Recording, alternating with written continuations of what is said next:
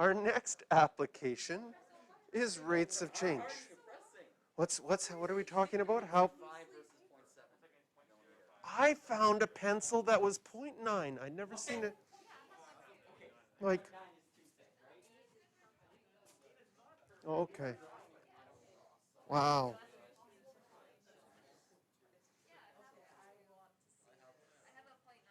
0.9.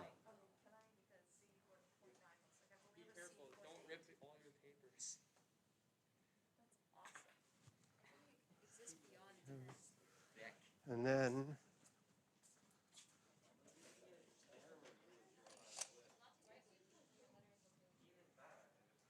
the 2.3. I don't know. I made up that number, but it looks about that thick, doesn't it?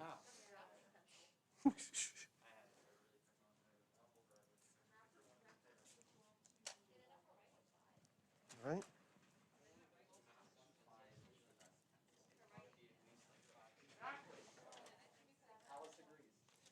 All right. This is the finest pen that I have. So you look at you guys, got me off topic. The 0.25 pen. I don't know. I wonder if it's even. Does it still have? Oh yeah. Try it out. See how. Yeah. You know, it's a pen. Oh. It's no. It's ink. There you go. Okay. Rates of change as our next application of derivatives.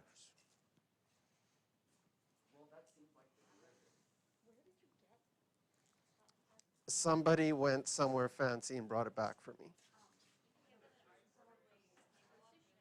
I think, yeah, I think it came from Hong Kong.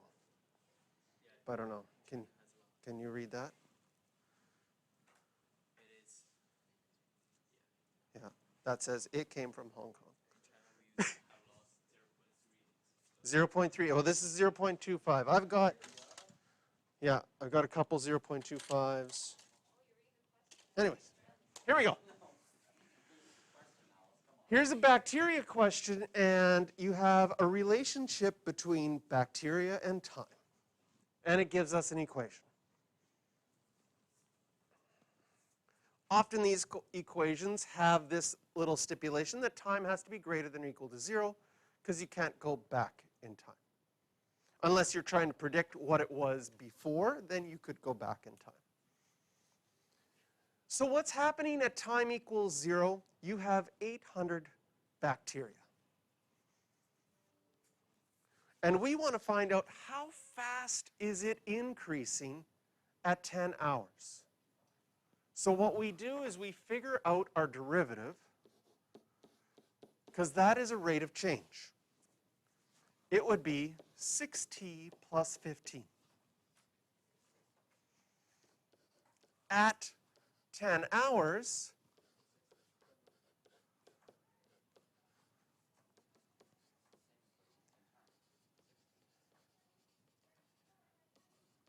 and what are our units here? Bacteria per hour.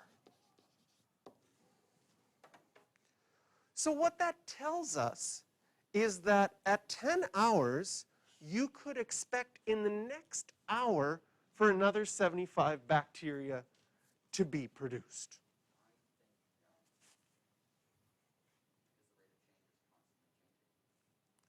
The rate of change is constantly changing, but this is an estimation for what you would expect.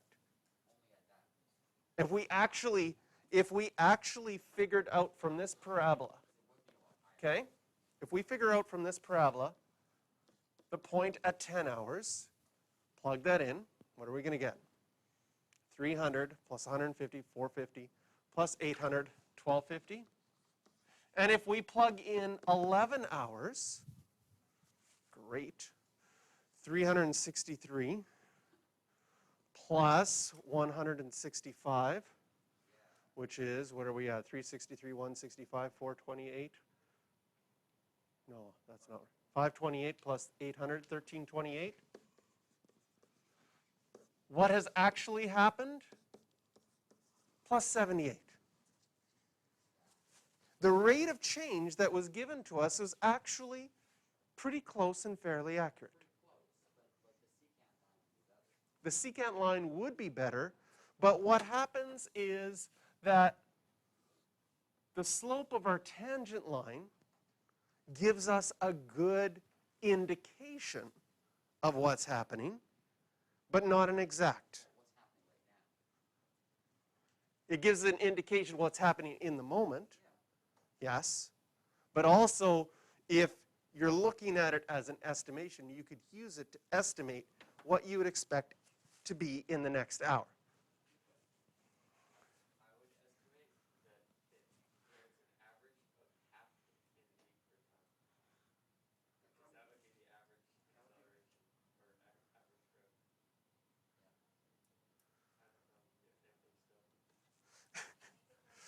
All right.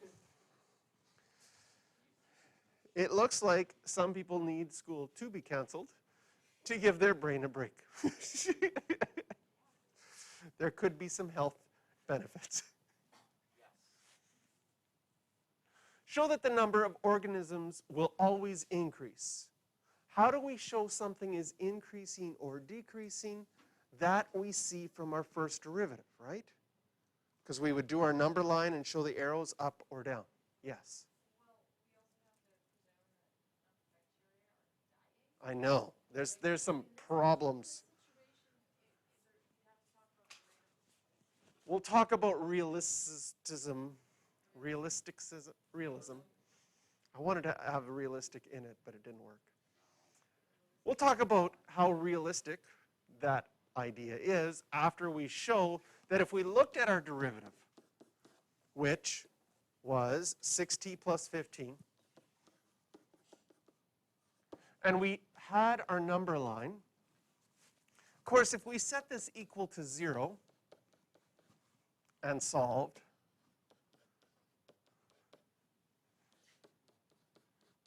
we have a value that's less than 0, which doesn't even matter. The only thing that we would have to check is something greater than 0, plugging in any number greater than 0 into this equation shows that it is always increasing. Because this equation is only defined for time greater than or equal to 0. So technically, even though when you would graph this using your derivatives, you would not put a 0 on there, but this part of your graph does not exist. And the only critical point we would have would be at negative 15 over 6, but that point doesn't exist. So we can just plug in something larger than 0 to see that it is always increasing. And how do we show that it's always increasing? Wow, since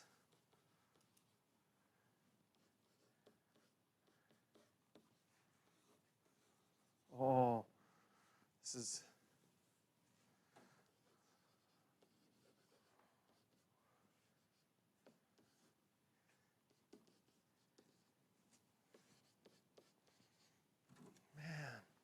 spelling errors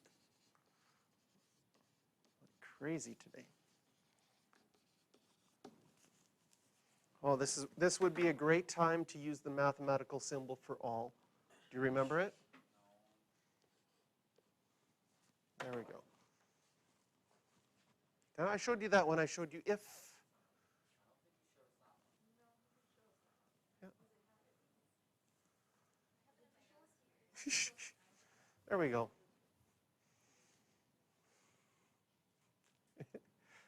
I can just imagine somebody just writing a whole bunch of weird symbols, and when you mark it wrong, well, this is just short form for what your answer key said. Sure, that would go over well.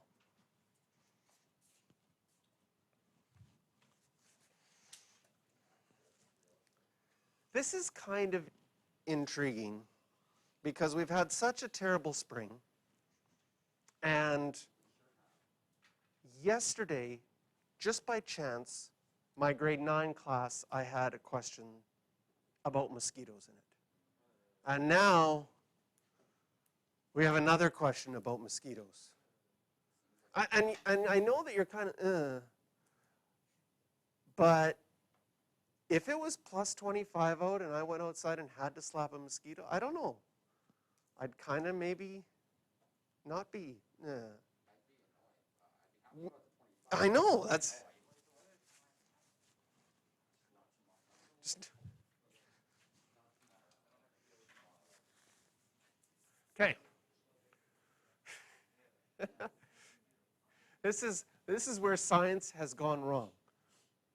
Mosquitoes in a controlled laboratory. Why would you be doing this? I actually found a very good answer for that. Mm-hmm. So in, I believe it was India or something, they're releasing mosquitoes out from a factory Okay. that are specially bred to not bite people, so that they breed with the rest of the population and create non-biting mosquitoes. Non-biting mosquitoes, right? Isn't that? I was going to say inhumane, but it's not inhumane if you're doing. Is it in mosquitoane? Because if you train them not to eat, aren't you just like training them how to starve themselves? Isn't that not? I don't. Well, they only drink blood for the purpose of breeding, I believe, not actually surviving. So they would survive but not breed, and then how do they expect these to? I think there's a flaw in the plan.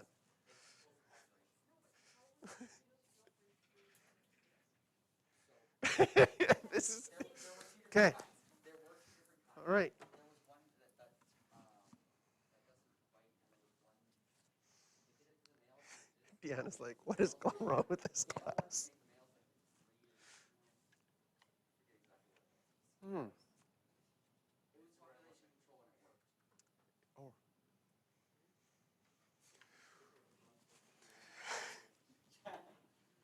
It sounds like it would be the equivalent of making mosquitoes out of paper and throwing them in the air.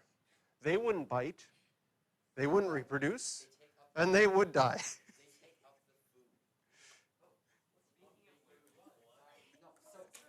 mosquitoes, if you have Oh, yes. Okay, we'll do. oversaturated, the food supply stays the same. Mosquitoes will starve. No, Okay. We're gonna quickly answer our next two questions because Jack reminded me I was going to show you a video. So we'll start that video in a second, but we're going to finish this question and the next one. So we will regain our focus. Very, very, very brief interlude. Mosquitoes don't eat, they don't get their nutrients from blood, they get them from nectar. All right. Okay, in order to, obviously the mosquito caused a lot of distractions, so let's just change the question. Here we go. All right. It's a laboratory experiment. Okay, find the growth rate of hippos after 5 days. So if we want to find a growth rate, that is our derivative. Do you see that to find the derivative of this, it would be a chain rule. The derivative of e to the x stays the same, but then we'd have to multiply by 0.09. And all we're trying to find is after 5 days, so we would plug in 5 into this. This definitely looks like a calculator question.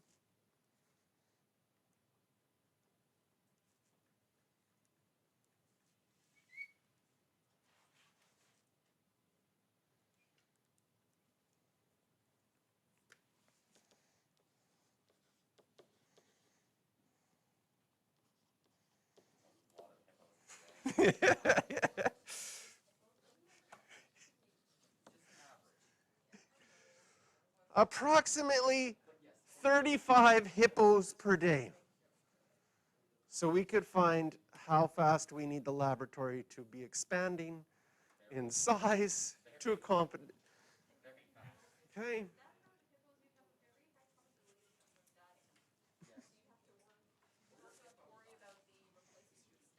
Yeah. Last question that we'll do. A hot metal bar is placed in an environment where the temperature remains constant at 34 degrees Celsius. You would think. unless the room was large enough, an infinitely large room, that the change in temperature of the room would stay constant at 34. You don't have to Okay? worry about like heat distribution throughout the room. It just immediately absorbs and That's right. all of the heat evenly. Find the rate of change of the temperature of the bar at 10 minutes after it was placed in the environment. So again, whenever you're asking for a rate of change, that is telling you I should find the derivative. So I find the derivative.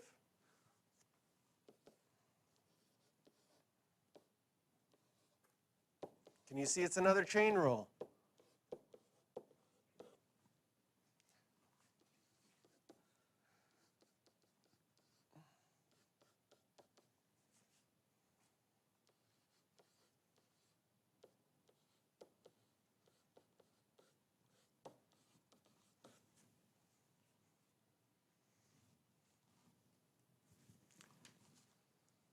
And again, plug this into our calculator.